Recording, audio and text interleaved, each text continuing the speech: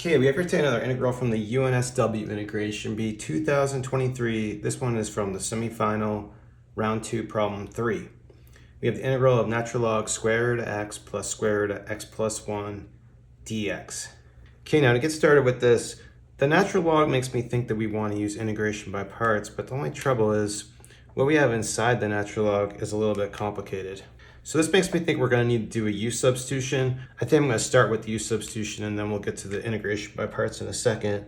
And what I want to do, I'm going to make my u substitution for the square root of x plus 1. Now from here I want to solve for x, so if we square both sides we get u squared equals x plus 1, or x equals u squared minus 1. Then I can take a derivative to get our dx value, and so we find that dx is just 2u du.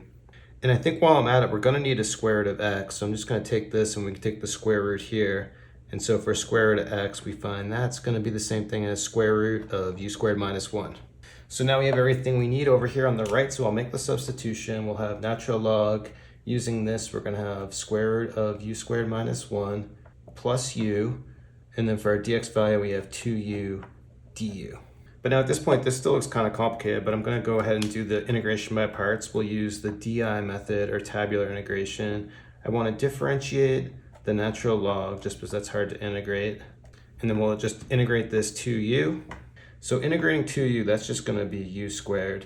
The derivative of this is going to be a little bit messy. So first we're going to have 1 over square root of u squared minus 1 plus u. Then we need the chain rule. I'm going to go out of order, so the derivative of u is going to be just 1. Then the derivative of square root of u squared minus 1, this is going to be 1 over 2 square root of u squared minus 1. Then we need the chain rule again, derivative of what's inside here, u squared minus 1, derivative of that's just going to be 2u. Now we're going to have part of the solution on the diagonal, but the tricky part is we need to clean up this whole mess right here, because there's a lot going on there and I don't want to integrate that the way it looks. So to simplify this, I'm just going to kind of focus on this numerator first and get a common denominator with this 1. So let's just look at what we're doing. We're doing 2 square root of u squared minus 1 over 2 square root of u squared minus 1, and then plus this thing, which is 2u with the same denominator. So when we add up the numerators, I'll factor out a 2, and we have square root of u squared minus 1 plus u, and then I'll just copy down this denominator. But now from here, all I need to do is I need to multiply this by u squared and divide it by this denominator here.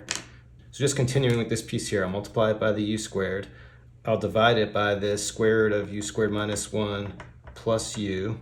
But then what I can do is cancel these 2's, cancel this with this, and then we're just left with u squared over square root of u squared minus 1. In this piece, when I clean it up, it's just going to be an integral, and we just need to remember this minus sign out front. But now at this point, this integral actually doesn't look too bad. What I can actually do on this, I think I'll do a trig substitution. Because it's set up like this for my u, what I'm going to do is I'm going to set u equal to secant of t.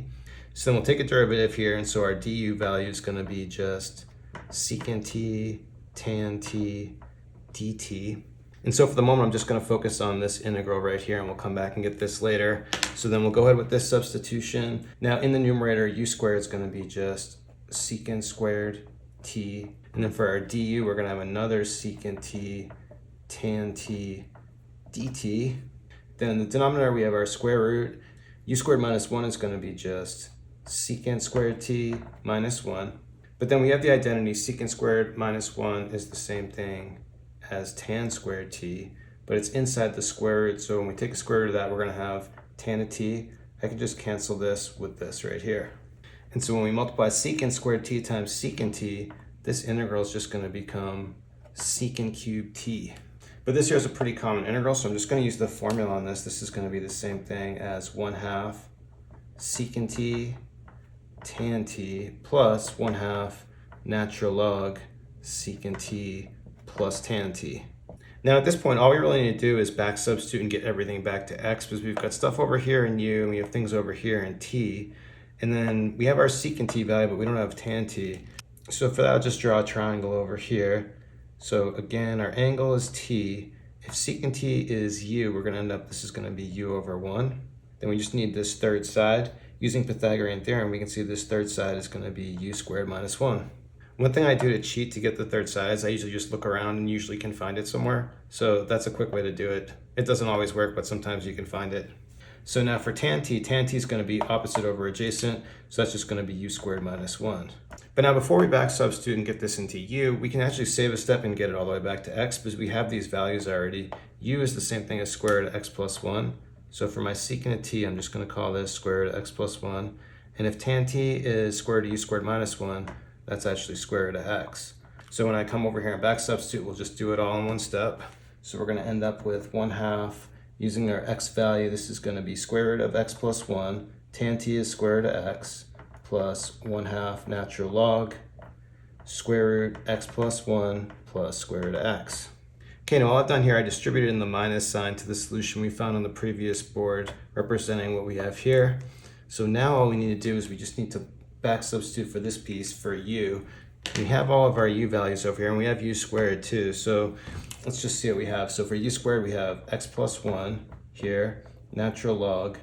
Now square root of u squared minus 1 is just square root of x. So we're going to have square root of x plus our u, which is going to be square root of x plus 1. Then just copying down all this business, we're going to have minus 1/2 square root of x plus 1 square root of x minus 1/2 natural log square root of x plus 1 plus square root of x plus c, and that's it. Now one quick note on this solution. The first time I did this, what I actually did was I combined this term with, not this term, but just the 1. Because if you distribute that, you have 1 natural log this expression minus 1/2. The only problem is I don't think you can do that because this first one is in parentheses because it comes from the original problem. The second one comes from the formula for secant cubed, which actually does have the absolute value. So let me know what you think, but I don't actually think you can combine those two terms. So we're just going to leave it separate, and that's our solution. So we'll stop it there. Thanks everyone for watching today. Please like and subscribe. Have a great day.